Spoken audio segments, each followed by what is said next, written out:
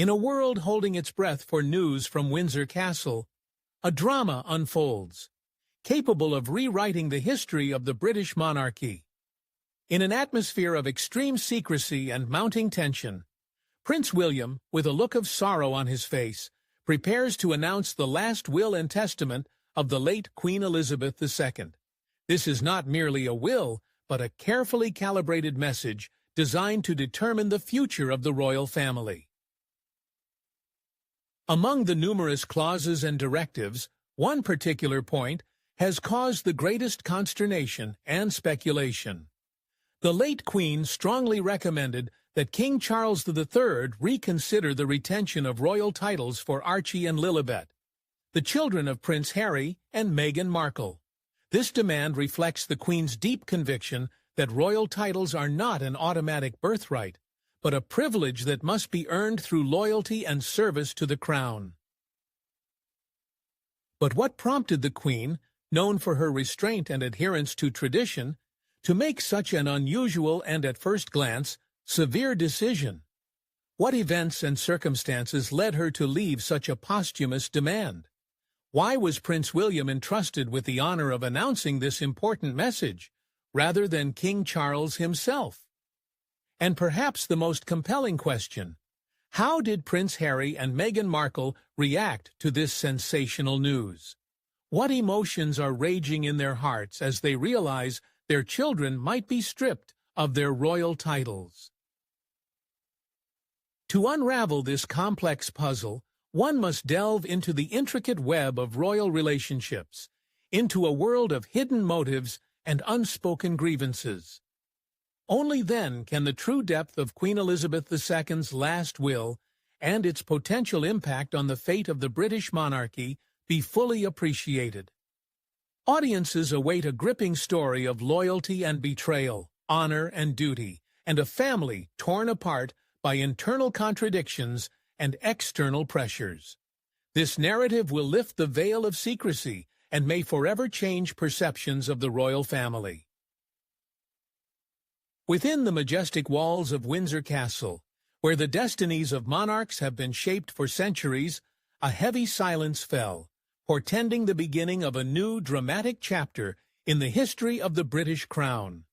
The silence seemed to press down on the shoulders of trusted advisors, loyal aides, and members of the royal family gathered together in that mournful hour.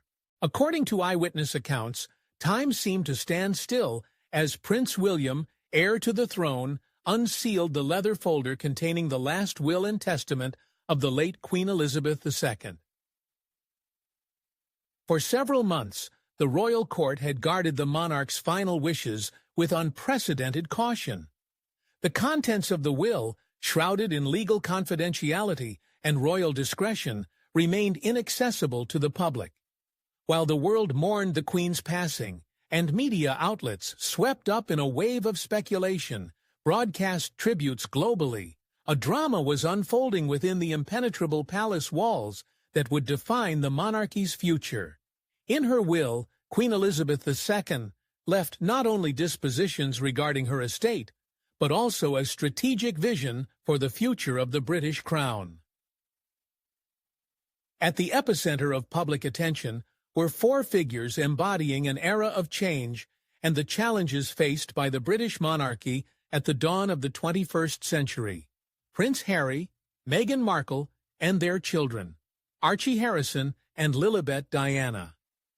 Harry and Meghan's decision to step back from royal duties and leave the Windsor ranks in 2020 was an event watched worldwide with bated breath, evoking conflicting emotions ranging from admiration for their boldness to outright disapproval. This unprecedented step unleashed a media storm whose echoes resonated far beyond the stately walls of Buckingham Palace. Candid interviews, multi-million-dollar deals with streaming giant Netflix, the publication of controversial memoirs, legal disputes, and public accusations against the royal family irrevocably altered the traditional image of the House of Windsor, sparking outrage in conservative circles. Despite the fervent public discussions, Queen Elizabeth II's stance on this matter remained shrouded in mystery until recently. However, as became known from reliable sources, the late Queen's will contained a clause that, in its power and unprecedented nature, shocked even the most seasoned experts in royal protocol. It was not about financial assets, luxurious real estate, or powers, but about royal titles. Specifically, the future titles of Harry and Meghan's children, young Archie and Lilibet. In a handwritten directive penned by the Queen just months before her passing, it was stated with utmost clarity: titles are not an inherent right granted by birth, especially in cases where ancestral heritage is thoughtlessly squandered. They must be earned, not received as a result of scandalous and ill-considered actions that cast a shadow on the monarchy's reputation. This carried the heavy burden of responsibility and undeniable duty to the crown. What followed was not merely a sensation, but a deep, all-consuming wave of unpredictable consequences. Prince William, as the executor of the late Queen's last will, found himself in an extremely delicate and difficult position, torn between the blood ties that bound him to his brother and the legacy of their great-grandmother, a monarch whose reign surpassed the lifespan of most people on the planet, and who made her final, momentous decision in the strictest secrecy. William, without losing a second, announced the will in a small circle, in one of the private rooms designated for senior members of the royal family. According to sources close to the palace, King Charles III, fully absorbed in reforming the monarchy, merely nodded in reserved agreement with his mother's will. Queen Camilla, who had often faced public criticism, also expressed no objections. Eyewitnesses described this moment as stunning in its finality and irreversibility. News of the Queen's will spread like wildfire. When Harry and Meghan were informed, their luxurious Montecito estate, according to some reports, plunged into an atmosphere of utter isolation and chaos. Aides hurriedly left the premises, and insider staff reported that Meghan could not hold back tears, while Prince Harry, in a state of extreme agitation, paced back and forth, demanding explanations from royal lawyers about the possibility of contesting or overturning the will. Persistent rumors circulated about tense phone calls with King Charles, Prince William, and even long-standing allies in the British press. The will of the reigning monarch proved unyielding and final. This decision was seen as something more than mere adherence to formalities or the maintenance of prestige. It was about preserving established centuries-old traditions that had been shaped over many years. The Queen's last will, as the reigning monarch, unequivocally emphasized that the monarchy must be a symbol of something more significant than mere aristocratic birth. It must embody a sense of responsibility to the nation and a readiness to serve the interests of the people and the state. In Her Majesty's view, Prince Harry and Meghan Markle had deviated from this fundamental principle, and while their children, Archie and Lilibet, were not directly involved in this, they found themselves caught in a maelstrom of events that, in the Queen's opinion, required correction. The ensuing public and media reaction was instantaneous and tumultuous. Almost all media outlets in the United Kingdom seized upon the news, and opinion pages filled with heated debates. One tabloid described it as the Queen's final blow, while another questioned whether the monarchy had truly restored its position or merely persecuted those who thought differently. In the United States, news channels like CNN and NBC tried to make sense of the situation. Was this a fair consequence of Harry and Meghan's actions, or a petty display of institutional power seeking to preserve its privileges? However, within the walls of Buckingham Palace, there was little room for debate.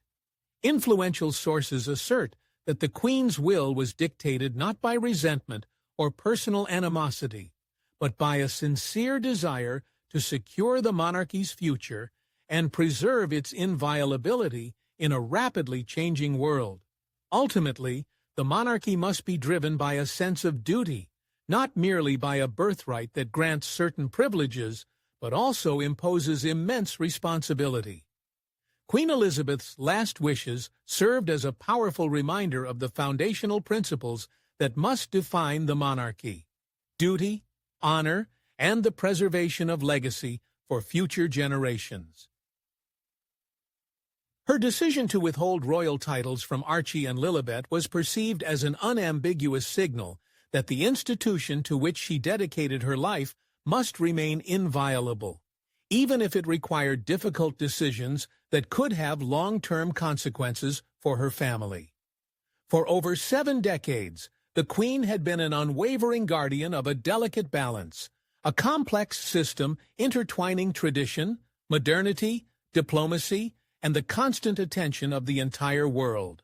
When Prince Harry and Meghan Markle chose to step back from their royal duties, openly sharing their stories in candid interviews and building a media platform partly based on revealing royal secrets, the Queen began creating a document intended to protect the values she held so dear. Some view this step as a decisive attempt to draw a clear line, unequivocally distinguishing acceptable from unacceptable behavior. Others see it as a deeply personal betrayal, veiled in the formal language of royal authority. Regardless of the interpretation, the consequences were profound and undeniable. For the first time in the modern history of the royal family, titles traditionally bestowed upon the children of the heir to the throne were intentionally withheld, not by constitutional norms, but by the Queen's personal decision, an unprecedented event. Prince William, heir to the British throne, was burdened with the responsible mission of announcing the late Queen's last will and ensuring the meticulous fulfillment of all its directives. According to sources close to the royal family, he received this moment with a profound awareness of the weight placed upon him. During those tense days, not a trace of a smile, let alone Schadenfreude, appeared on his face. He fully understood the immense significance of what was happening, both in his role as future monarch and as a brother, and showed no resistance or disagreement with the late Queen's will. On the contrary, he embraced his duty with the steadfastness and meticulousness characteristic of the Queen herself, calmly, confidently, and without undue theatricality. Meanwhile, events continued to unfold. Meghan Markle's legal team began thoroughly examining possible response options, while public relations specialists frantically attempted to shape public opinion. The arena of public debate reignited with fierce arguments. Some fervently defended the monarchy's right to protect its reputation, while others accused the institution of shifting responsibility for parents' decisions onto their children's shoulders. Soon, another sensational revelation emerged from the depths of the Queen's will, a paragraph addressed personally to King Charles III. According to a source who saw the document, the Queen earnestly urged her son to remember his crucial role not only as monarch, but also as the chief guardian of the royal heritage. "Let duty, not fleeting emotions, guide your hand," was, according to some reports, a quote from the will. This was not a directive, but a sincere maternal request to continue the work to which she had dedicated her entire life. A seemingly minor decision triggered a chain of events that altered the course of history. The refusal to grant royal titles to Archie and Lilibet was an act imbued with profound meaning, a step far exceeding mere formality. It was a signal addressed to future generations, an unambiguous declaration that belonging to the royal family no longer automatically guarantees the inheritance of its privileges, especially for those who have chosen a path of separation. This precedent laid the groundwork for resolving potential disagreements within the monarchical family in the future. Harry and Meghan, once embodying the progressive face of the British crown, found themselves in a peculiar exile, rooted not so much in geographical location as in the realm of symbolism, emotional estrangement, and institutional rejection. Their children, born into the royal family but stripped of titles, became the living embodiment of the price to pay for the pursuit of freedom and a rebellious spirit. But this is merely a starting point. This situation transcends trivial gossip and minor family squabbles.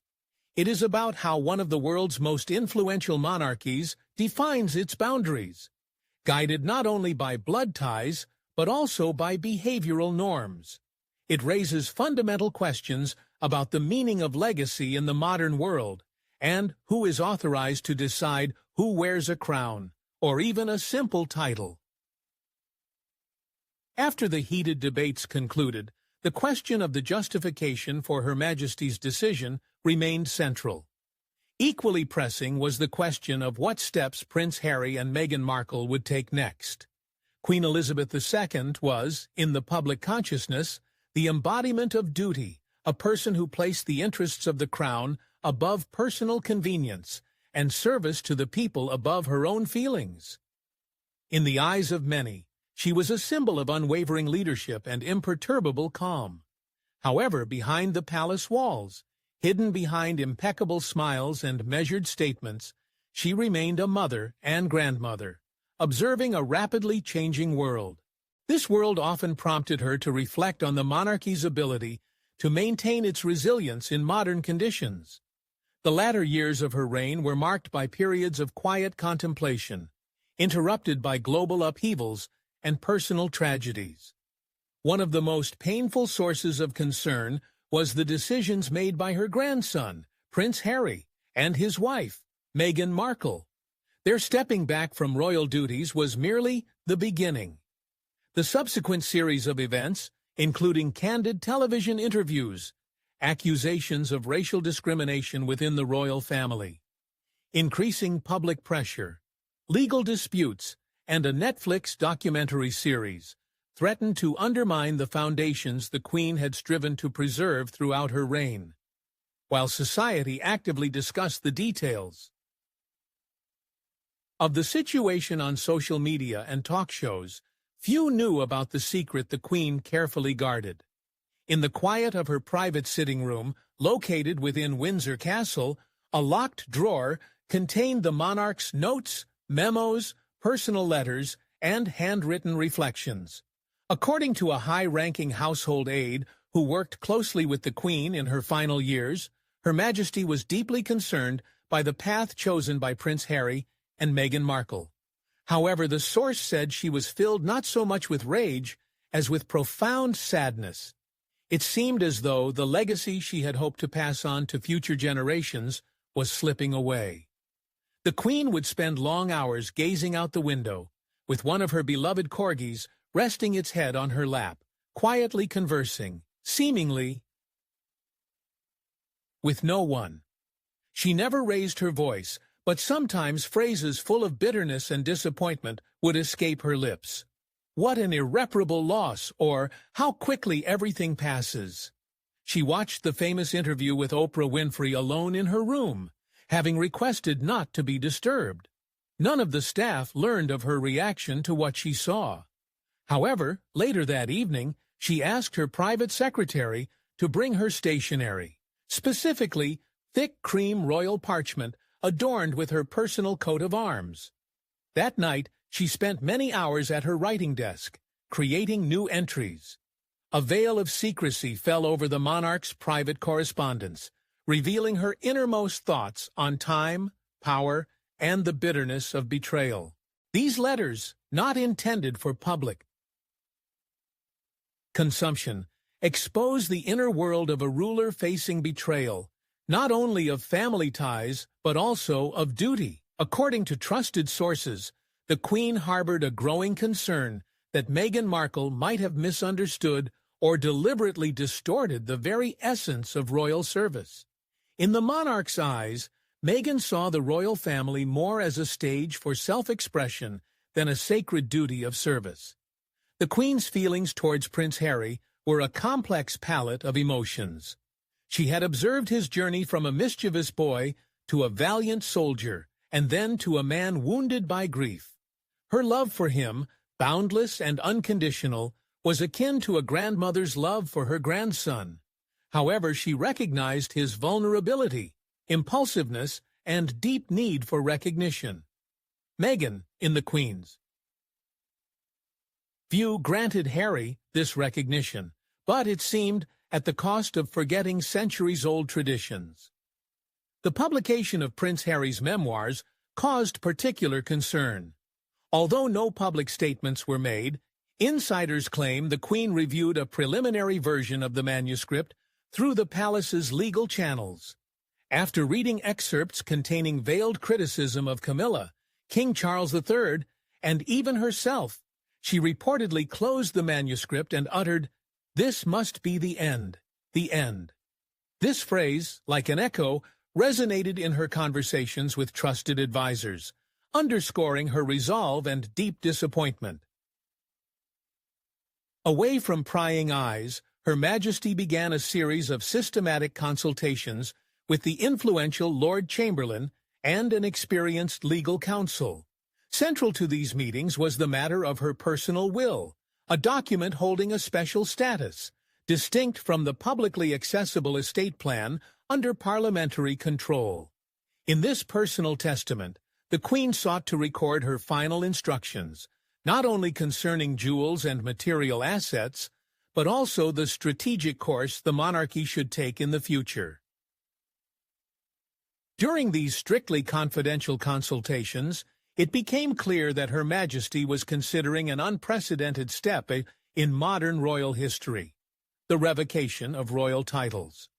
While some doubted her authority to take such action, others warned of the risk of an international scandal. However, the Queen, known for her calm and unshakable character, reportedly replied, "Not correcting a mistake creates a scandal. Scandal is the deliberate ignoring of a problem." Reservedly but firmly, she began to outline the essence of her intentions. In one of the entries, presumably part of her personal will and made public through insider leaks, she emphasized, "If titles are bestowed in the name of the Crown, then the Crown must have the right to revoke them when they are used for selfish purposes to create cheap spectacle or personal gain." The growing concern of the monarch extended far beyond Harry and Meghan's mere relinquishment of royal duties. Her focus was on their subsequent actions, namely the creation of a personal brand based on their connection to the royal family, the signing of lucrative content deals, the giving of candid interviews, and the crafting of a narrative that, in her view, commodified a centuries-old institution while simultaneously criticizing it. The reigning monarch was particularly concerned about the potential projection of current events onto the destinies of future generations. Archie and Lilibet, innocent offspring, were born into the very heart of the unfolding storm, completely uninvolved in its genesis.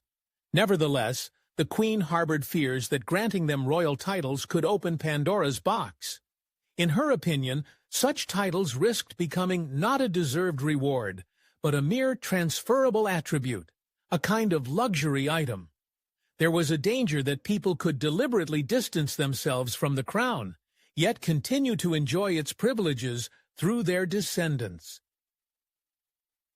She feared that royal titles risked devaluation, transforming into mere marketing tools, losing their original sacred meaning. Her actions were not driven by a desire to punish innocent children, for whom she held tender feelings. To ensure the infallibility of her decision, the Queen, in the strictest secrecy, consulted with authoritative constitutional historians, experienced royal legal advisors, and the most influential family members. She sought absolute certainty that her actions would not only not harm the integrity of the royal family, but, on the contrary, strengthen its foundations in the face of modern challenges. One of the Queen's most trusted advisors vividly recalled her clear statement of intent. "My mission is to hand over the reins of the country in stronger hands than I received them.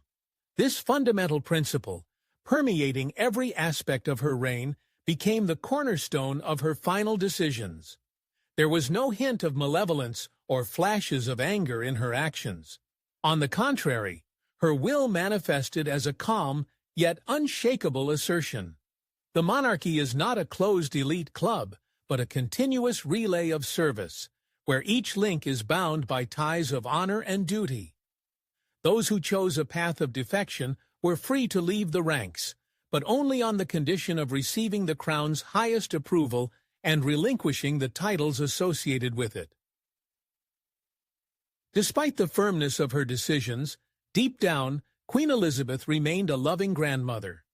Private letters, carefully preserved in the royal archives, attest to her attempts to make peace with Prince Harry in private, away from the public eye.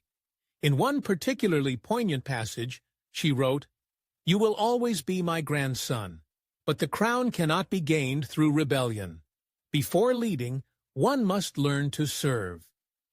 This phrase, imbued with profound truth, reflected the dual burden of responsibility she carried: love for her family and her sacred duty to the nation.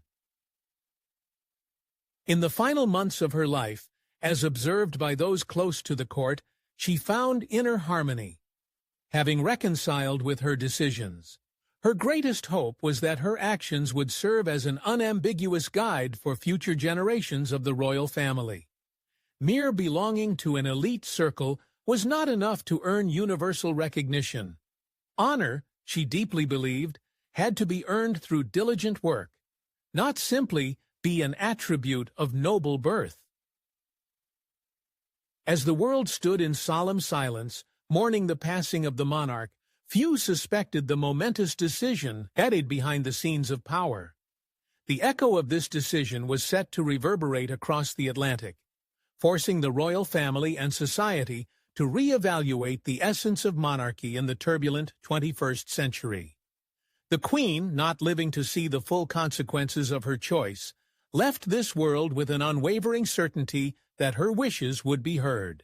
The passing of a member of the royal family is always a kaleidoscope of deeply rooted traditions, majestic ceremonies, and universal reverence. Television commentators, clad in mourning attire, expressed global sorrow. Crowds gathered at royal residences, laying flowers as a sign of respect and devotion.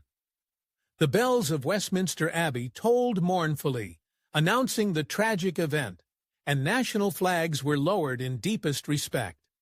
The world paused, paying tribute to a monarch whose reign symbolized an entire era.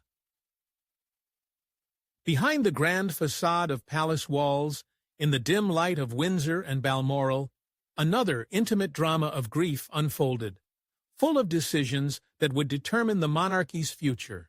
While public and media attention was fixated on the solemn state funeral, growing interest surrounded the deceased's last will, a document some awaited with anxiety and others with undisguised apprehension. Many believed the will would address traditional matters, the distribution of property, personal savings, family heirlooms, and royal jewels. However, few suspected that the Queen had left not one but two wills. The first was a public document, to be disclosed to specific legal authorities in accordance with long-standing royal tradition. The second, far more personal and delicate, was a private record of her wishes, addressed both to family members and to the institution of monarchy she had led for over 7 decades. This private document was securely hidden in a climate-controlled vault deep within Windsor Castle, accessible only to a select few. According to royal protocol, the key to this vault is held by the Lord Chamberlain, the highest official in the royal household, and a member of the royal family personally appointed by the Queen. In this instance, that trusted individual was Prince William. Information from sources close to the royal family suggests that the transfer of this role was not accidental. In the final years of her reign, the Queen increasingly entrusted William with important duties, seeing in him the embodiment of reliability, prudence, and, above all, unwavering loyalty to monarchical ideals. She believed that William could confidently lead the country through challenging times, avoiding the upheavals that, in her opinion, had affected other family members. Witnesses described the moment the will was retrieved as exceptionally solemn. The Queen's wishes were contained in a lavish red leather folio, adorned with royal insignia. Inside were meticulously handwritten pages, some sealed in separate envelopes addressed to King Charles III, Camilla, William, Princess Anne, and, most intriguingly, Harry. Before the will was unveiled, William and the Lord Chamberlain, under heavy guard, transported it to Balmoral Castle, where a private family gathering was convened. Soon after the passing of the beloved Queen, King Charles III convened a family meeting. The purpose of this gathering was not only to honor the memory of the deceased monarch, but also to initiate the complex process of transferring power, legacy, and mending family relations in a new era. Balmoral, the Queen's favorite summer residence, became an ideal secluded location away from the intrusive attention of the London press. On that unforgettable evening, in the estate's opulent drawing room, whose walls remembered receptions hosted by the Queen herself and Winston Churchill, Prince William prepared to present the monarch's last will to the gathered members of the royal family. Present in the room were King Charles III and Queen Camilla, Princess Anne, Prince Edward, and his wife Sophie, as well as several trusted royal advisers. The absence of Prince Harry and Meghan Markle was conspicuous, as they, despite an invitation, chose to remain at their California estate. According to reliable sources, Prince Harry felt alienated due to being uninformed about the Queen's health details and was increasingly distancing himself from his father and brother. According to a source close to the royal family, the subsequent events became one of the most pivotal moments in the monarchy's recent history. Prince William, opening the ancient folio, cleared his throat and began to read aloud. The first part of the will, as expected, contained personal items bequeathed to loved ones, clearly designated charitable organizations for donations, and private letters and mementos distributed among family members. The will even expressed gratitude to the Queen's staff, those who had served her with exceptional loyalty and discretion. However, as William progressed to the middle of the document, the narrative's tone transformed. Here, the monarch set aside personal feelings and proceeded to analyze the state of the royal family with the shrewdness and composure worthy of an experienced politician. She reflected on the dynamics of the modern world, the evolving role of the monarchy in society, and the vital necessity of preserving its moral integrity. She emphasized the impact of globalization, the pervasive nature of social media, and urged a responsible attitude towards traditions, cautioning against their use for personal gain. Next came a section that fundamentally altered the perception of the document. In a measured and resolute tone, the Queen expressed deep concern regarding the decisions made by her grandson, Harry, and his wife, Meghan. Acknowledging their desire for independence, she regretted how this independence had been used to criticize, expose, and, as she put it, exploit the institution to which they had once pledged allegiance. She wrote, "I deem it my duty and a matter of conscience to state that titles granted by the Crown must be a reflection of service to that very Crown." Regarding Archie Harrison and Lilibet Diana, she appealed to her successor with a request not to bestow upon them the titles of Prince or Princess unless their future conduct merited a reconsideration of this decision. It was emphasized that this should in no way be seen as a punishment, but rather as a protective measure for the monarchy, and, no less importantly, for the well-being of the children themselves. A heavy silence descended upon the room, as if paralyzing all present. Even the restless Camilla froze in silent stillness.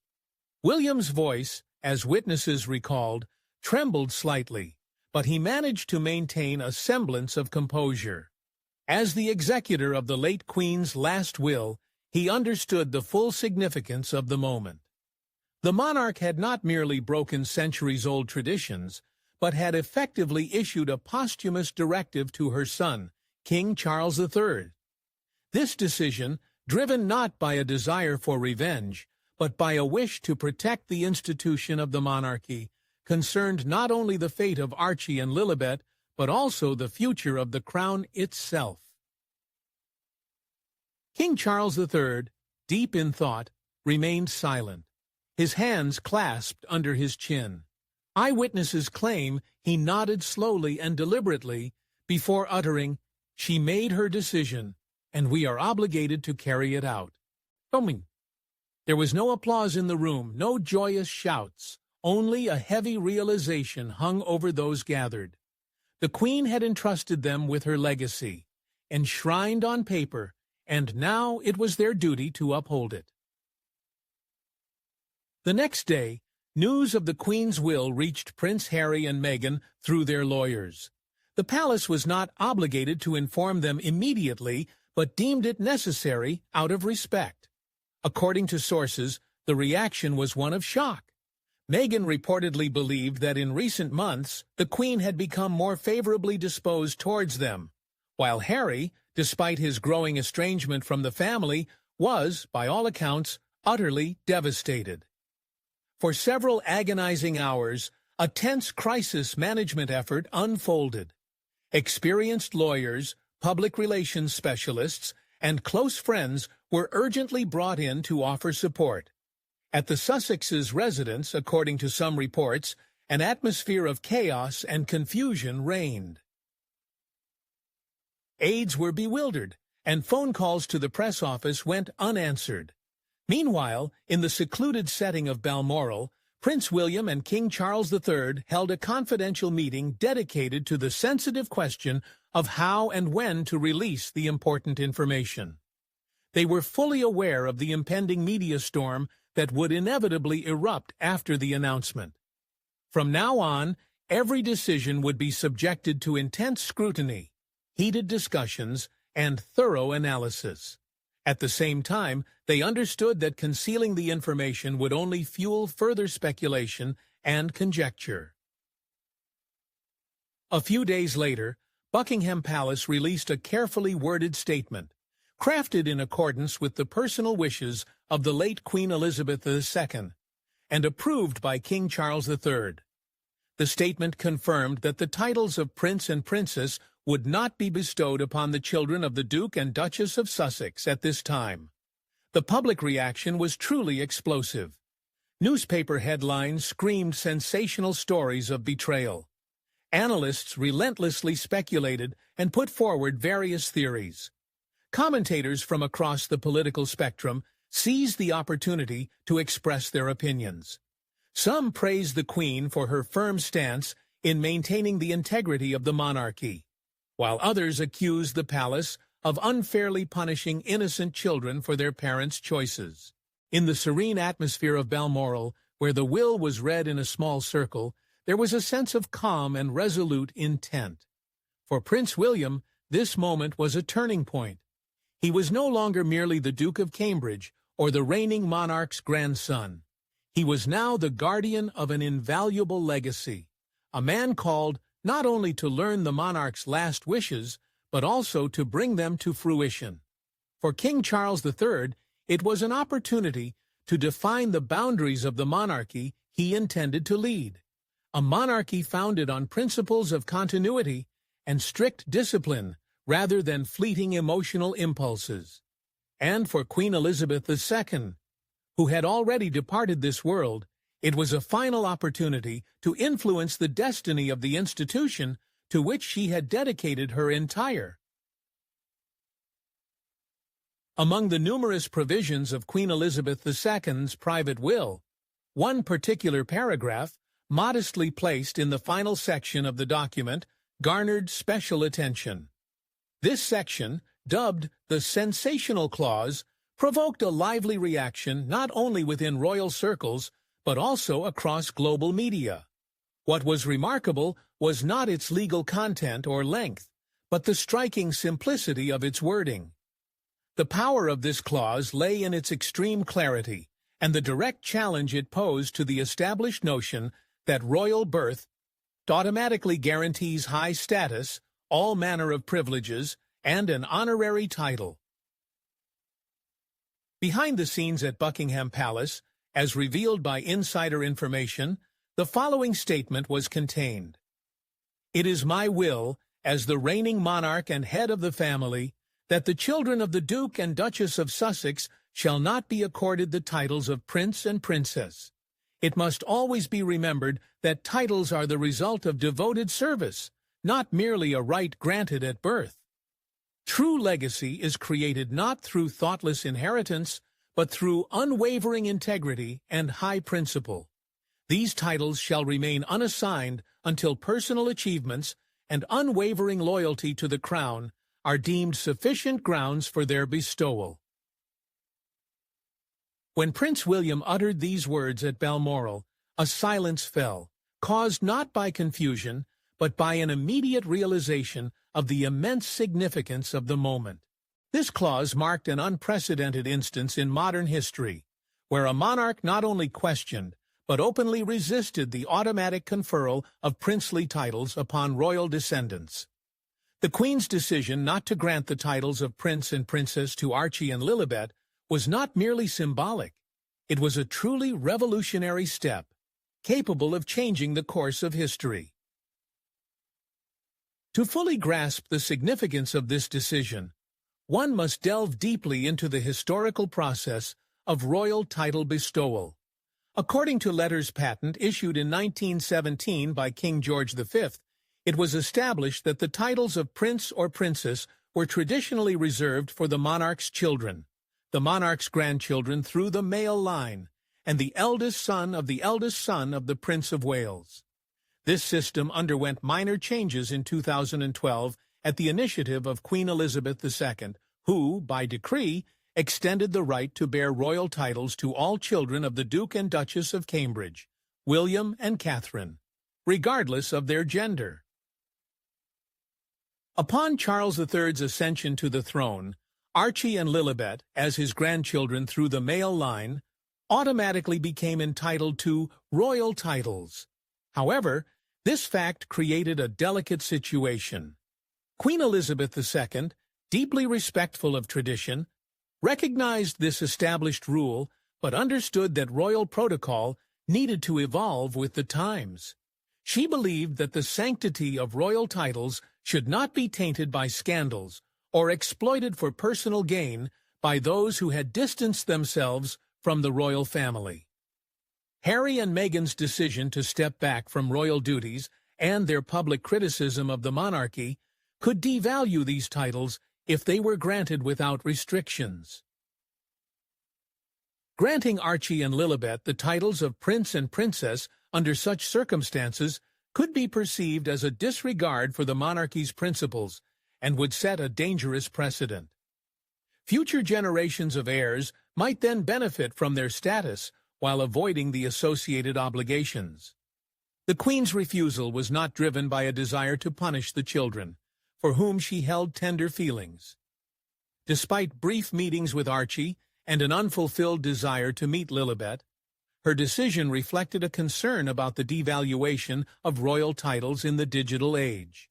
The Queen foresaw a future where tabloids, reality shows, and endorsement deals would define the lives of royals who had renounced the crown but exploited their titles for personal gain. She feared the royal institution would be made a mockery of.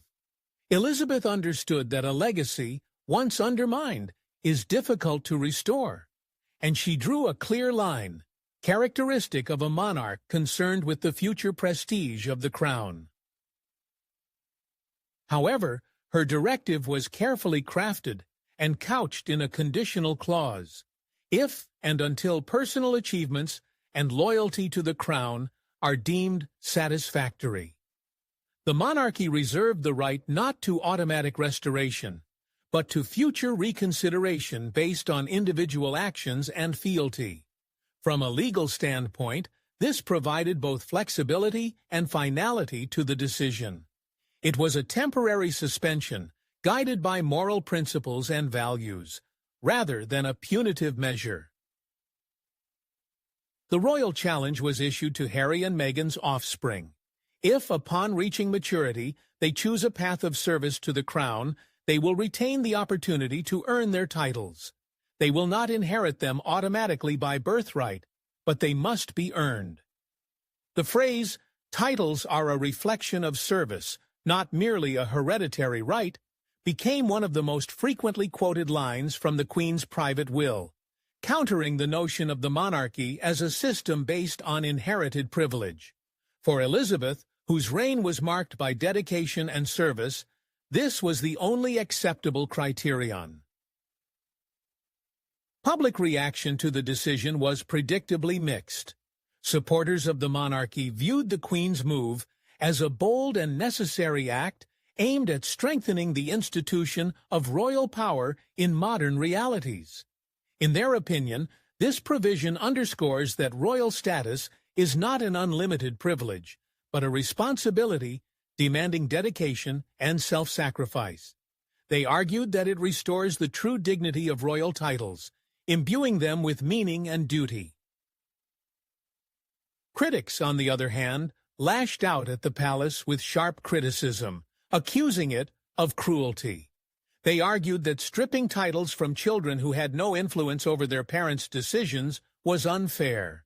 The criticism gained particular intensity from Meghan Markle's supporters, who interpreted the move as yet another manifestation of disregard for a woman who had not received full recognition from the royal family. Social media became an arena for heated discussions. American talk shows sharply criticized the decision, while British tabloids ran contradictory headlines, presenting polar opposite views, from just retribution to a vengeful act. Amidst public outrage, constitutional experts offered a more balanced assessment. They viewed the Queen's actions, despite their emotional undertones, as a masterful long-term strategic move. By including this matter in her private will, she avoided parliamentary interference, and by linking titles to merit, she prevented a complete severance of ties. Furthermore, by entrusting the final decision to her successor, King Charles III, she ensured continuity while preserving responsibility for the monarchy's future. King Charles III reportedly accepted this provision, recognizing its enduring significance despite the weight of the decision, especially given his role as a grandfather. The monarchy could no longer afford any uncertainty. In an era when public trust in institutions worldwide is steadily declining, clarity became its most valuable asset. After the decision was announced, an atmosphere of silence, yet also determination, prevailed. There were no triumphant shouts or congratulations, only a collective realization that something irreversible had occurred, marking the beginning of a new era for the royal family.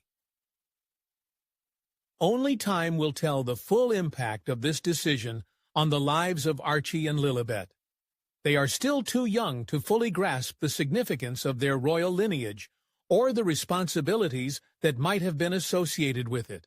However, as they grow older and begin to take an interest in their family history, they will understand that their titles were withheld not out of malice or prejudice, but for principled reasons.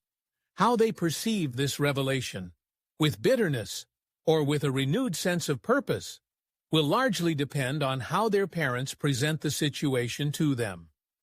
Will Meghan and Harry choose to frame it as an act of injustice? Or will they eventually acknowledge that their own decisions led to certain consequences, not only for themselves, but also for their family's legacy? The late Queen Elizabeth II, possessing keen political acumen, foresaw the mixed reactions her last will would provoke.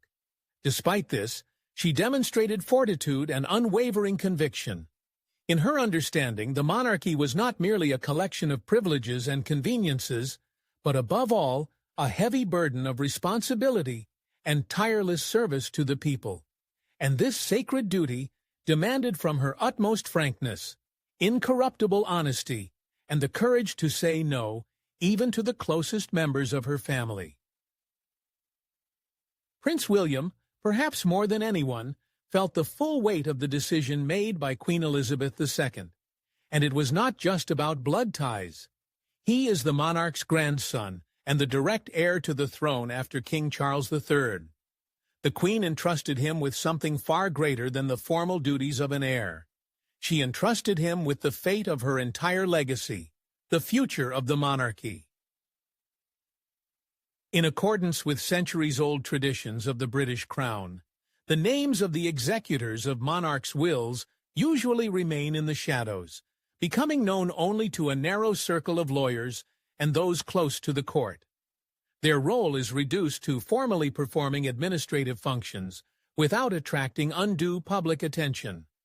However, in this specific case, the situation extends far beyond the usual, and with it, the degree of responsibility increases manifold. By appointing Prince William as the executor of her private will, the Queen did not merely express her boundless trust in him. She elevated him above the usual role of a future king, endowing him with the powers of a royal manager, a crisis manager in a way. He was to inherit not only the crown, but also the obligations to make difficult, sometimes painful decisions, and to undertake the challenging mission of delivering the truth, however bitter it might be. A truth that other family members, due to emotional involvement or other reasons, could not or would not articulate. According to informed sources close to the Queen's final years of reign, her decision in favor of William was made after a thorough and comprehensive analysis. She closely observed how each family member reacted to complex, sometimes crisis situations. Be it the scandal involving Prince Andrew, Prince Harry's decision to distance himself from royal duties, or the first steps of King Charles III's reign. During these turbulent times, William, according to available data, displayed remarkable composure and resilience. He avoided emotional outbursts, remained loyal to the palace, took on increasing responsibilities, and demonstrated the very restraint that so vividly reflected the Queen's own style of governance. However, this composure would soon be subjected to a severe test, one for which William could hardly have prepared in advance. When William first reviewed the Queen's private will, accompanied by the Lord Chamberlain, in a secure vault beneath Windsor Castle, he reportedly remained silent for over an hour, carefully studying every word. The red leather portfolio, containing her last wishes, was meticulously prepared, filled with handwritten notes, detailed instructions, and sealed letters intended to be opened at strictly designated times. One of the envelopes bore William's name, written in the Queen's elegant hand. Inside was a brief but profoundly meaningful message, in which the Queen instructed, "You must rule with resolve, but without anger. You must protect the crown, even if it demands great sacrifices from you." This was not merely advice to a beloved grandson. It was the entrustment of a high mission worthy of a true king. This message was to become a guiding star for William in the turbulent times ahead. Prince William, as the executor of the late Queen's will, was entrusted with a challenging mission. He had to meticulously study the document with experienced lawyers, ensuring the precise and timely execution of every clause.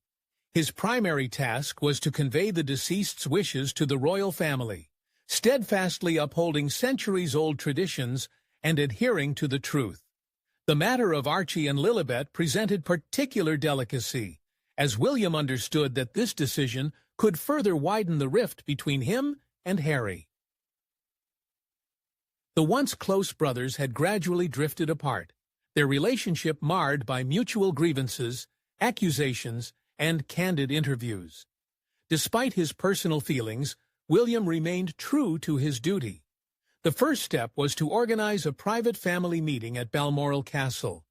This was not a staged public event, but a private gathering intended to honor the Queen's memory away from intrusive press attention and external pressures. According to sources present at Balmoral, William maintained a reserved and formal demeanor. He refrained from personal comments and did not attempt to soften the Queen's words to spare anyone's feelings. He read the will in its entirety, pausing to allow those gathered time to process the most complex points.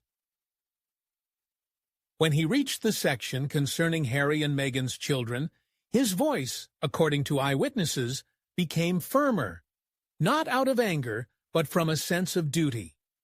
Throughout the process, William remained neutral, showing no personal bias for or against the Queen's decisions. He emphasized that his role as executor obligated him to strictly follow the letter of the will. This firm stance did not go unnoticed. Those close to King Charles III observed a transformation in their perception of William, recognizing his seriousness and integrity in carrying out his duties. Charles had always held deep affection for his son, but he was often criticized for being too compliant. William, by contrast, presented himself as a paragon of resilience and steadfastness. Amidst an unprecedented family crisis, he maintained his resolve, embodying the qualities his grandmother valued above all else. However, beneath this mask of restraint, William wrestled with an internal emotional conflict. His task was not merely to formally announce the will, but to draw a clear line between past and future, between family loyalty and institutional duty, between personal feelings and principled decisions. He realized that his actions would inevitably deepen the rift with Harry. After the meeting at Balmoral, Prince William, according to reports, spent several sleepless nights in his study, immersed in reflection. He relived moments, rereading the Queen's intimate messages, seeking wisdom in conversations with trusted advisors, and preparing for the difficult consequences that were to come. The prince understood that in the eyes of the public, he would appear not just as the executor of the monarch's last will, but as the guarantor and embodiment of a decision that prioritized centuries-old traditions over blood ties and, potentially, sowed discord between brothers. However, for William, there was no alternative path. He had long accepted his destiny, a path of service to the state, the fulfillment of a duty requiring complete self-sacrifice. The Queen's will was dictated not by a desire to sever family ties, but by a wish to protect and uphold the image of the monarchy to which she had dedicated her life. When the time came to announce the decision, William personally participated in drafting the official statement. He meticulously chose his words, striving for balance and tact, avoiding any hint of provocation or incitement. The final announcement emphasized that the Queen's decision to temporarily withhold royal titles was not final and allowed for future reconsideration, but it also underscored the seriousness of this directive. Even in his phrasing, William sought to emulate his grandmother's style, firm, yet always firm. The public reaction was immediate and exceptionally sharp. Commentators were quick to accuse William of being the instigator of the revocation. The virtual space of social media became an arena for heated discussions and fierce debates. American news channels speculated about personal animosity, while royal chroniclers opined that William had deliberately waited for the opportune moment to assert his superiority over Harry. However, within the palace walls, William maintained complete silence. He refrained from any personal comments, gave no interviews, and suppressed any leaks to the press. Instead, he continued to steadfastly fulfill his royal duties, visiting educational institutions, participating in military parades, and actively preparing for the next stage of his ascent within the monarchy. His restraint carried a powerful message. As one of his closest aides noted, William's tactic was to let his actions speak for themselves. Nevertheless, there were moments of deep reflection. In a small circle of close friends, William confessed that while the decision was inevitable, it caused him particular pain. Not so much because of the loss of his grandmother, but because of the loss of a brother he no longer recognized. A brother who stood beside him on the day of their mother's funeral, with whom he shared childhood joys and youthful experiences. This once unbreakable bond was now clouded by the Queen's last will. Some sources close to the royal family claim that William still harbors hope for reconciliation, but only under certain conditions. William's ascent to a new level of responsibility marked a turning point not only in his relationship with his brother, but also in his personal understanding of leadership. This experience taught him an important lesson. The era of monarchs ruling without engagement had come to an end.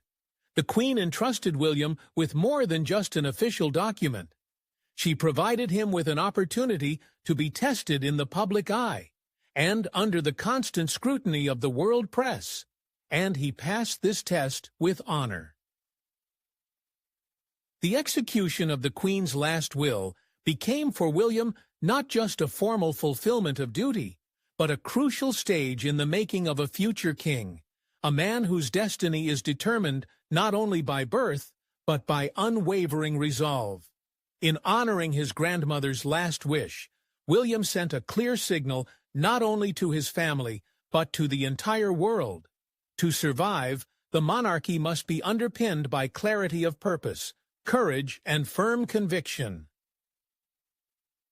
The moment that the first rays of California's sun touched Montecito, news reached Meghan Markle that had the power to overturn her world. While for most residents of the Golden State, the morning began in an atmosphere of tranquility, with unobtrusive news, the invigorating scent of freshly brewed coffee, and the cheerful laughter of children echoing from the rooms.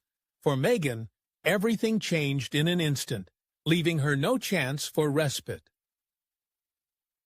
Suddenly, everything she had so carefully built, nurtured and championed through newspaper headlines, candid interviews, and international appearances began to crumble, turning into lifeless words on paper. The news reached them not with royal fanfare or a personal phone call, but in the form of a dry, emotionless message from a legal consultant. The concise, unempathetic, yet undeniably legally binding letter stated the harsh fact: royal titles for their heirs, Prince Archie and Princess Lilibet, would remain an unfulfilled dream. The late Queen's last will explicitly stated that these titles should be reserved exclusively for those who, in the monarch's opinion, had not been tainted by scandal, estrangement from the family, and neglect of duty to the crown. The effect of this news was immediate and deafening. As an anonymous Montecito staff member recounted, on that fateful morning, Meghan was preparing for an important video call, dressed in an elegant silk robe and slowly sipping aromatic tea. Her usual calm and composure seemed undisturbed. However, when her personal assistant handed her the ill-fated letter, the atmosphere in the room instantly thickened. The Duchess's face, which had radiated serenity and confidence, instantly lost its luster. Skimming the lines of the letter once, then again, she froze in a daze. For 10 long minutes, she remained motionless, like a statue.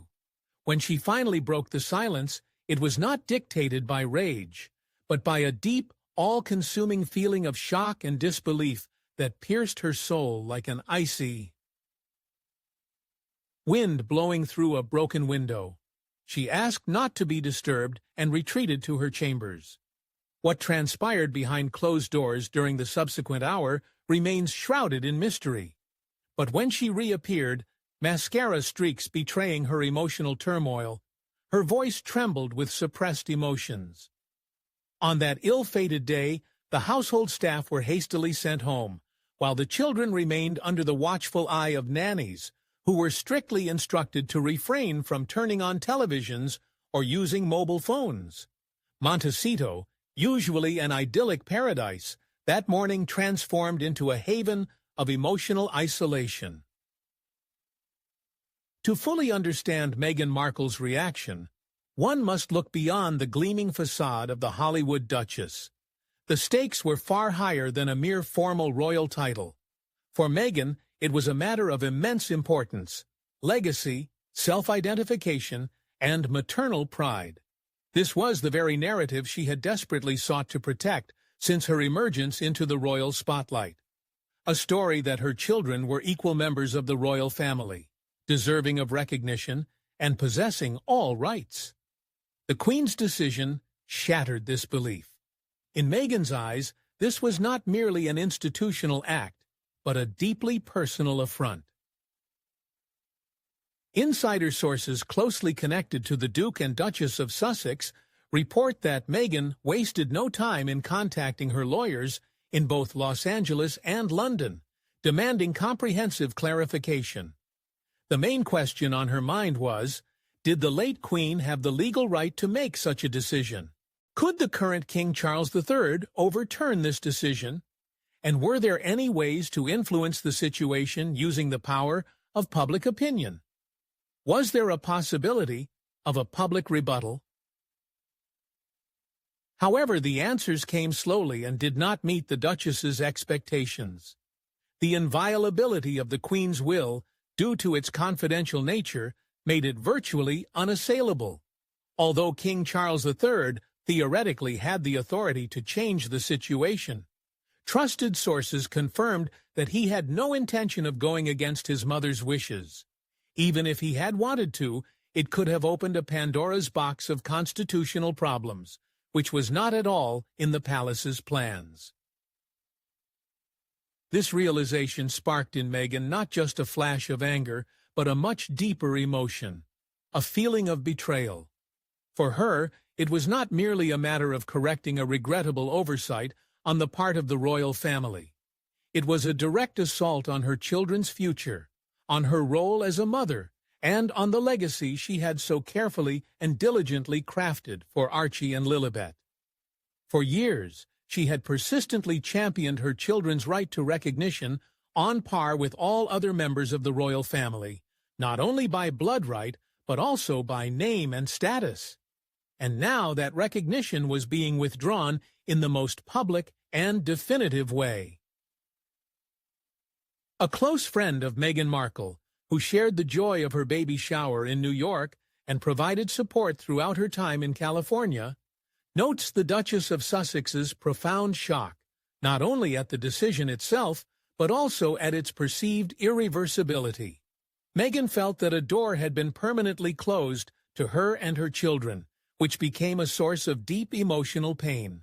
In the Sussex camp, the usual scenario of action unfolded immediately. A crisis emerged, a response was developed, and a future strategy was laid out.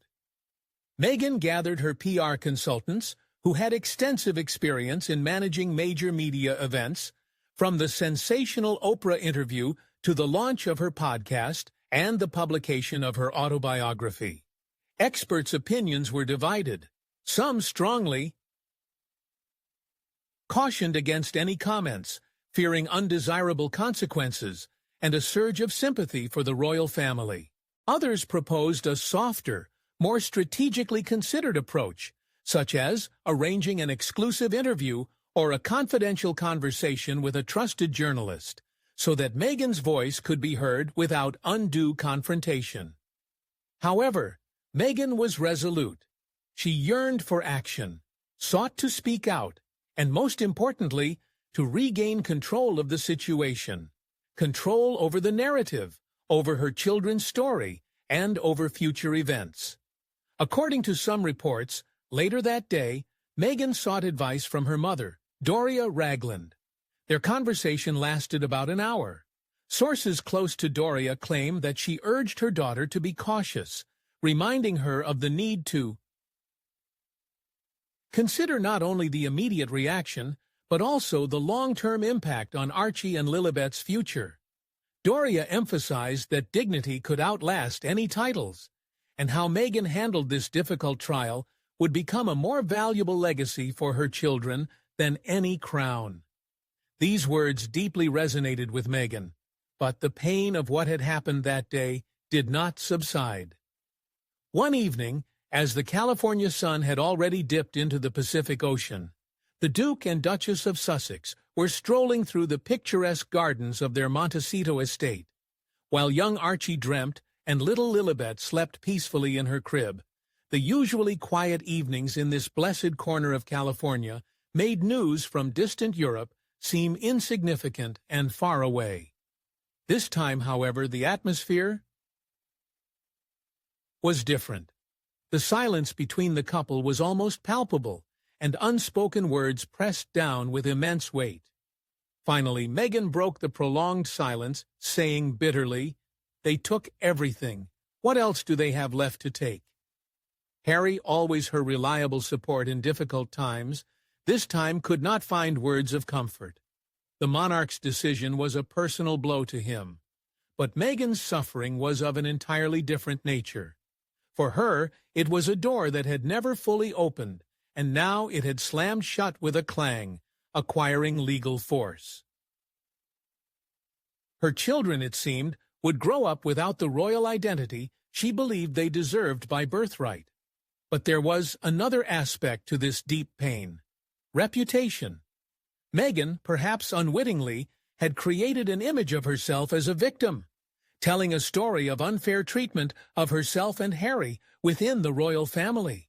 This story became the cornerstone of their public image, the foundation for lucrative deals with publishers and media companies. And now this new development threatened to turn everything upside down. If even the Sussex children were denied royal titles, what would that mean for their story in the future? Would the world retain its sympathy for Meghan as a victim? Or would she begin to be perceived as someone isolated by her own decisions? On that fateful night, Meghan, according to some reports, spent many hours writing a letter. It remains a mystery to whom it was addressed: Charles III, William, or even her own children. The recipient cannot be confirmed, but according to eyewitnesses, she wrote late into the night, pausing only occasionally to quench her thirst or gather her thoughts. In the morning, according to staff, she left her study without a word and immediately went to bed. The events that followed were marked by the Sussex household's increased control over all communication channels. Not a single official statement was released. Meghan's podcast launch was prudently postponed. Scheduled public appearances were cancelled, and persistent inquiries from the press were met with impenetrable silence. However, behind the scenes, work on further strategy was in full swing. There were active discussions about creating a new documentary project designed to shed light on themes of motherhood, legacy preservation, and the formation of a new history, free from the constraints of royal frameworks. According to some reports, a number of major television networks approached Meghan with tempting offers, seeking exclusive rights to broadcast her personal perspective. There was renewed talk of a possible revival of the Archewell Foundation, but this time with a special emphasis on issues of children's identity and global inclusivity. For Meghan, it became clear that the confrontation with the royal family had evolved from a struggle for titles and attributes of power into a principled battle for the restoration of her own dignity and honor. And although she may not have triumphed in the behind-the-scenes battles of the Windsor clan, she is determined to preserve the legacy she seeks to create for her children. Despite the deliberate public silence and carefully worded statements, insiders close to Meghan claim that she has not yet fully recovered from the monarch's latest blow. The wound still bleeds, the pain is palpable, and the feeling of irreversibility of what happened still weighs heavily. Persistent rumors suggest that Meghan may undertake to write her own memoirs in the future, and if that happens, it can be confidently assumed that the chapter recounting the day she learned her children were not destined to bear the titles of prince or princess will be climactic and defining. She is currently at her Montecito estate, trying to find peace of mind and weather the storm. For sometimes, even in a world where flashy headlines and dazzling camera flashes reign supreme, the most intimate and fateful stories unfold in silence and solitude. The news reached Prince Harry not with a thunderous declaration, like a challenge or a royal decree, but through a personal phone call from Buckingham Palace. On the other side of the world, in sun-drenched Montecito, the prince answered the call, standing barefoot in his garden, feeling the fresh Pacific breeze. He had no idea that the coming minutes would fundamentally alter his relationships with his family, and perhaps with himself. According to information leaked from confidential sources, a trusted aide to King Charles III informed Harry of the decision, which was concise, unyielding, and devoid of any sentimentality. The Queen's private will, announced at Balmoral, stated that Archie and Lilibet would not be granted the titles of Prince and Princess. This decision had received the King's approval and was executed by Prince William, acting in his official capacity. A silence hung in the air, broken only by a gentle breeze. There was no sigh, no word. Harry remained silent. According to eyewitnesses, he stood motionless, like a statue, gazing at the distant Santa Barbara hills, restraining his emotions with incredible effort. Then, uttering a quiet "thank you," he ended the call. It was at this moment that the first cracks began to appear in his armor. Inside the house, Meghan, anxiously watching Harry through the glass doors, noticed his sudden stillness, the phone still clutched in his hand. Then she saw him break. Entering the room without a word, he lifelessly placed the phone on the nightstand and sank heavily into the nearest armchair. His hands trembled, his gaze fixed on the floor. Suddenly, according to an eyewitness, his shoulders began to shake. His breathing quickened, turning into sobs. Not quiet and restrained, but all-consuming, shaking his entire being and leaving him breathless. For the first time in years, Prince Harry gave way to his emotions, resembling that young boy who, it seemed, shed no tear as he followed his mother's funeral procession under the gaze of millions. This pivotal moment was marked not just by a change of titles or an alteration of the reigning monarch's last will. It was about the painful realization that, despite the distance separating him from the institution he had voluntarily left, the shadow of his origins would relentlessly follow him. As a longtime comrade of Prince Harry from the British Army noted, the prince always struggled with self-identification. As the spare heir, the second son, a prince not destined to ascend the throne, he was meant to support, protect, and bear the burden of responsibility. His departure from the royal family was not merely an act of defiance, but a craving for freedom. However, the price of this escape manifested in the names of his children, Archie and Lilibet.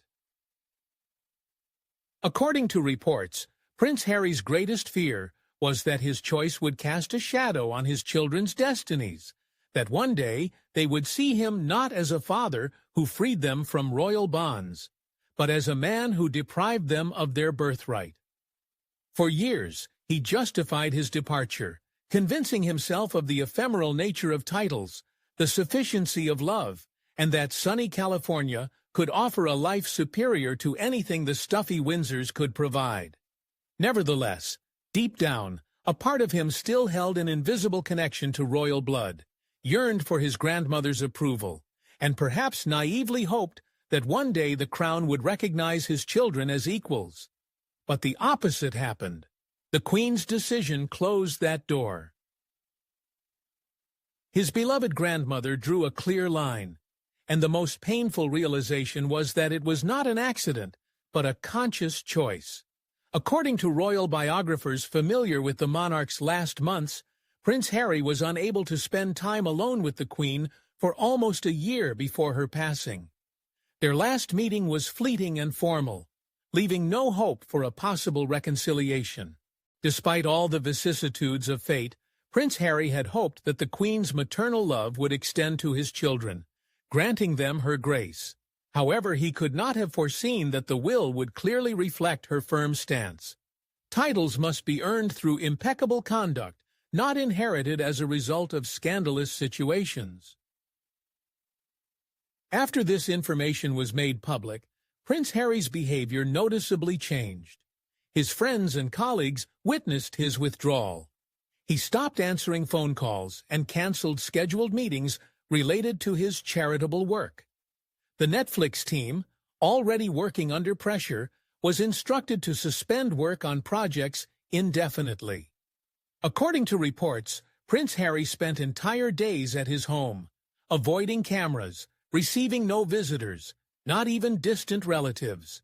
Sometimes he found solace in the nursery, watching his son Archie play, searching for the innocence he believed had been defiled by politics. At other times, he wandered alone in the garden, often in the late hours, walking barefoot on the grass while the rest of the household slept. A close friend who visited him. During this difficult period described Prince Harry's state as a deep depression, unlike anything he had ever seen before. Not anger, but complete emptiness. Behind the scenes, a lively debate unfolded regarding the possibility of securing the support of the monarch, King Charles III.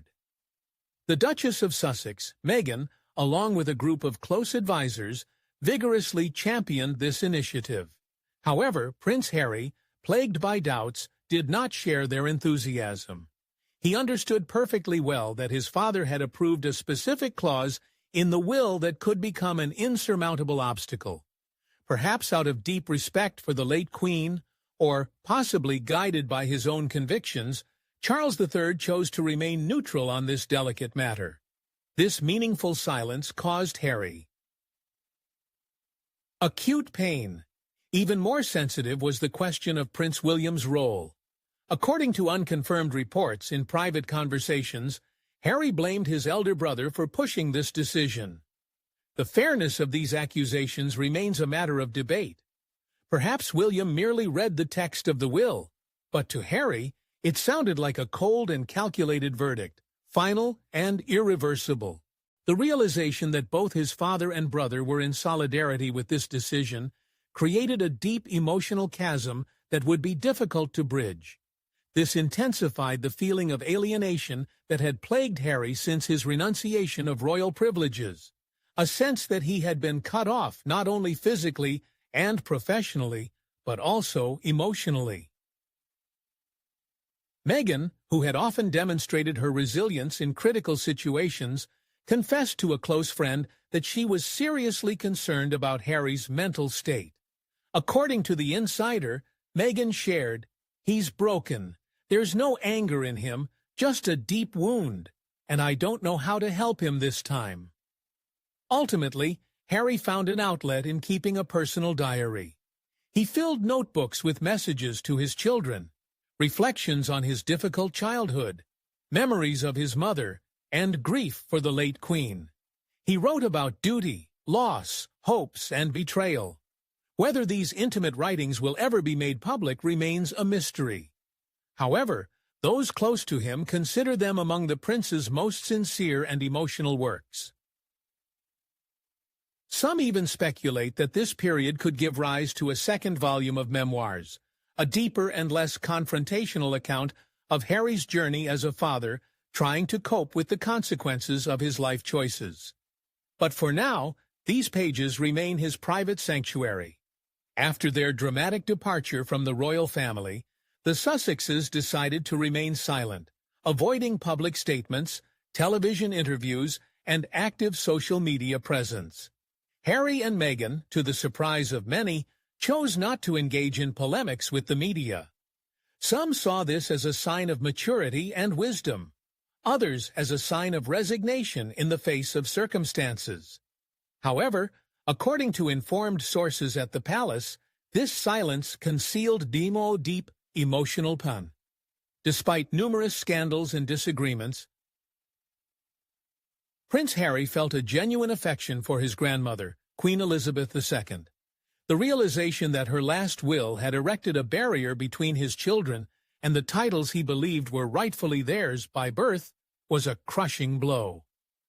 In a candid letter to a friend, Harry expressed his feelings. "I lost her twice, with her death and in her words." This phrase conveys the full depth of his anguish after the will's announcement.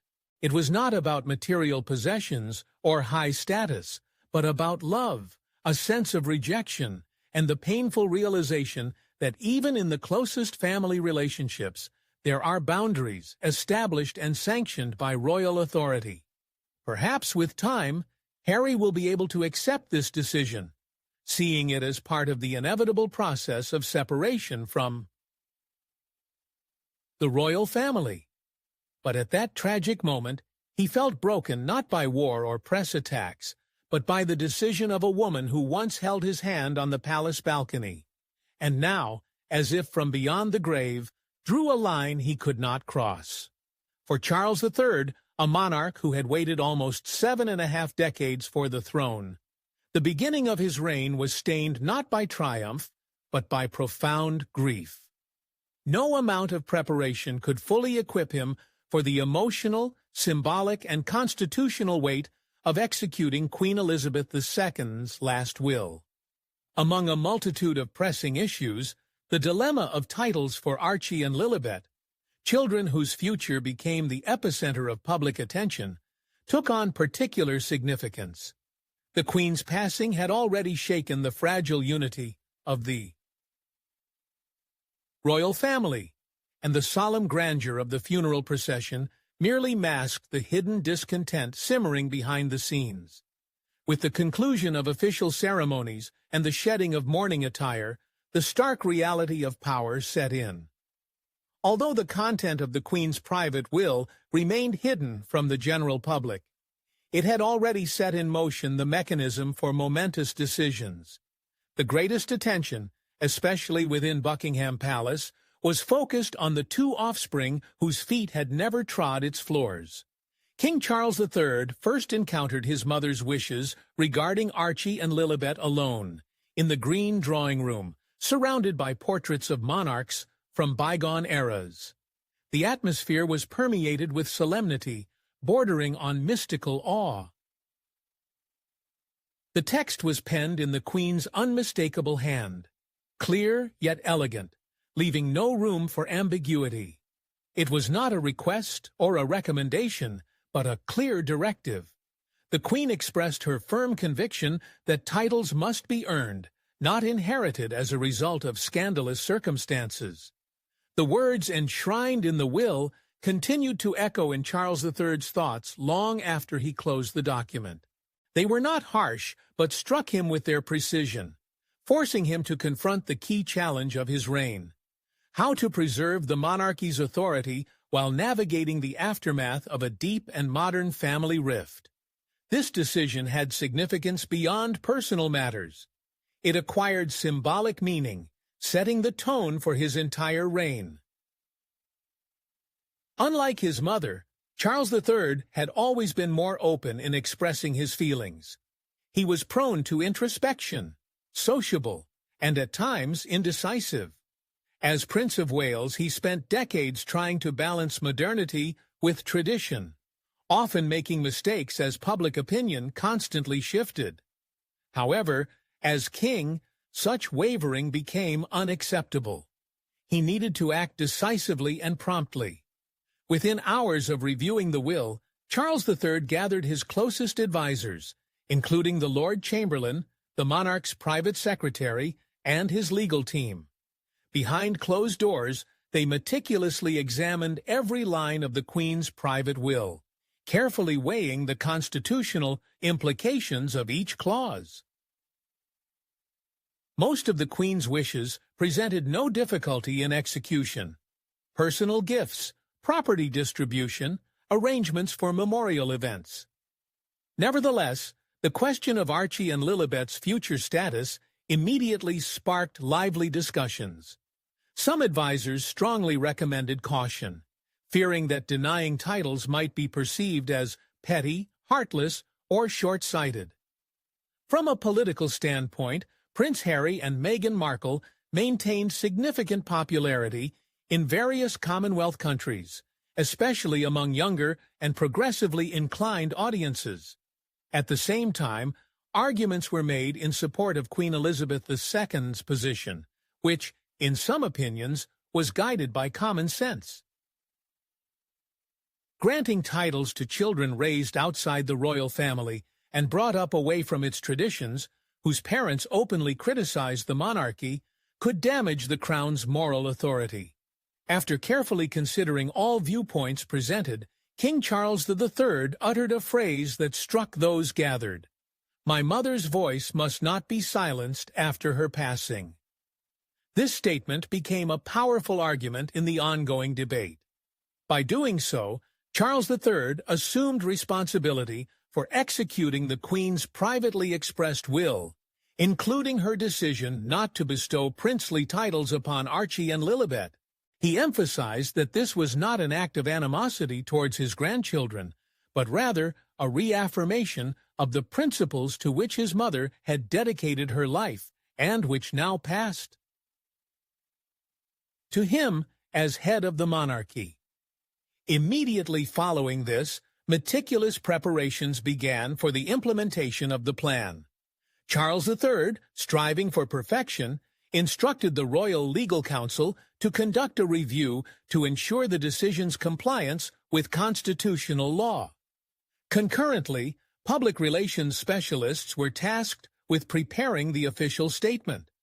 Special attention was given to precise wording, a respectful tone, and the complete absence of any hint of condemnation towards the children.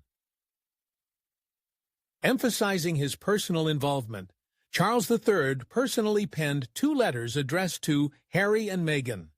The contents of these messages remained private. However, according to a trusted aide involved in the delivery, the letters were handwritten, neatly folded, sealed with the royal crest, and dispatched via diplomatic pouch to Montecito. Charles III aimed to address them not only as monarch, but also as a father and grandfather, wishing them to learn of the decision personally from him, rather than from an official press release. Reportedly, the letters conveyed sadness rather than anger. Charles III acknowledged the complexity of the situation and emphasized that the decision had not been an easy one for him. He spoke of duty, tradition, and the deep love he still held for his son and grandchildren. At the same time, he noted that the monarchy must embody values such as honor, self-sacrifice, and service, and that titles could not exist apart from these foundations. Both messages concluded with an identical phrase, as if echoing a shared sentiment. "You will forever be a part of this family. However, the crown must steadfastly move forward." The response from sunny California was, as expected, reserved and concise. Harry, immersed in reflections on the will's contents, reportedly read the letter in complete silence, trying to comprehend every word.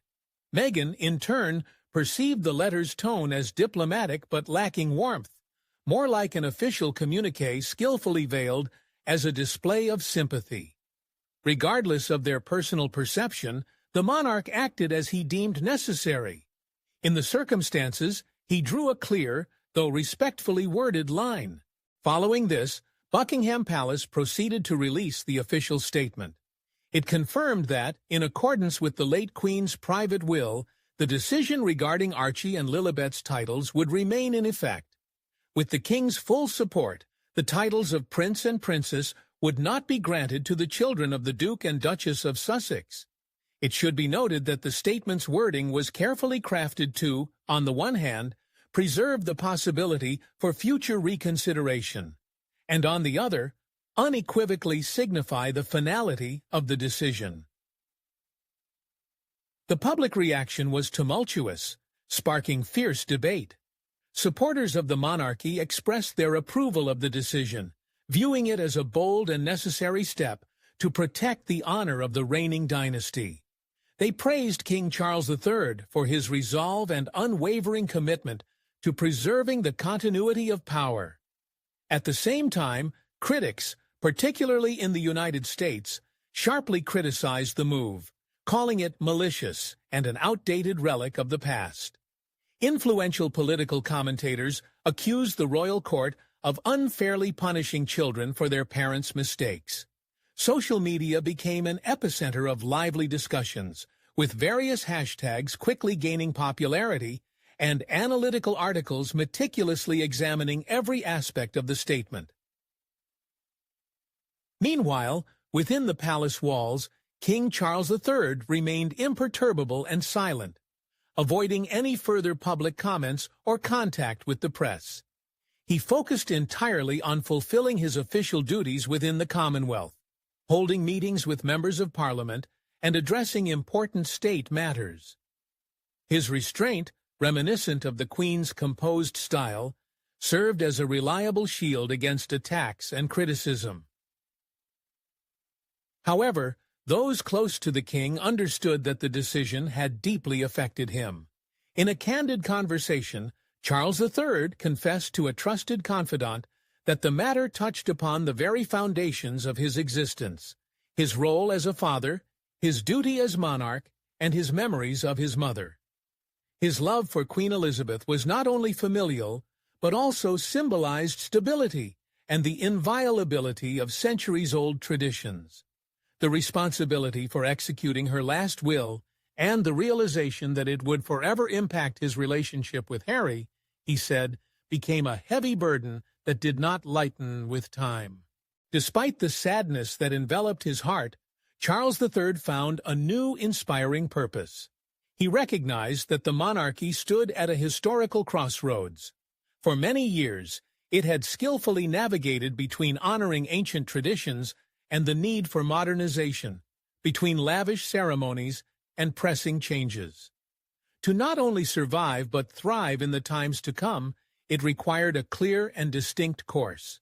The Queen had left this vision in her legacy, and Charles III, striving to fulfill her will, chose a path dictated by high principles, not by the pursuit of an easy solution. This path might not garner unanimous public approval. However, he sincerely hoped that history would ultimately appreciate its true value and significance. In the ensuing weeks, King Charles III returned to his duties with renewed energy and determination. He held confidential meetings with influential global leaders, launching new royal initiatives aimed at combating global climate change and improving public mental health. He also visited communities that had long remained in the shadow of the Crown's attention, seeking to rectify this historical injustice. He embarked on the long and complex journey of re-evaluating the monarchy's role in a modern, ever-changing world.